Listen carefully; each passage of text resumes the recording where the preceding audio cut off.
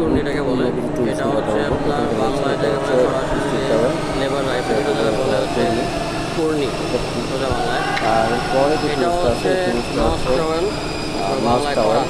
যেটা করাত হচ্ছে বলার কারণটা হচ্ছে এখানে করাত বলে। খাস কাটা এই খাস কাটা দাগ আছে, কারণে এটাকে খাস করাত কাটা বলা হয়। করাতের মতো থাকার কারণে এটাকে বলে করাত। এরপরে যেটা আর দেখছেন এটা হচ্ছে রোলার। এটা অনেক গুরুত্বপূর্ণ একটা যে টুলসটা দিয়ে হচ্ছে আপনার বোর্ডের উপরে রোল করে এয়ার বের করে দেওয়া, ফিনিশিং কাজ করে। এটা হচ্ছে স্পাইক শু, স্পাইক শু এটা হচ্ছে কাজ করা অবস্থায় কাঁচা অবস্থায় হাঁটাহাঁটি করে, হাঁটাহাঁটি করে। আমরা যখন এটা পরে হাঁটাহাঁটি করবো তাহলে এটা লাগবে না।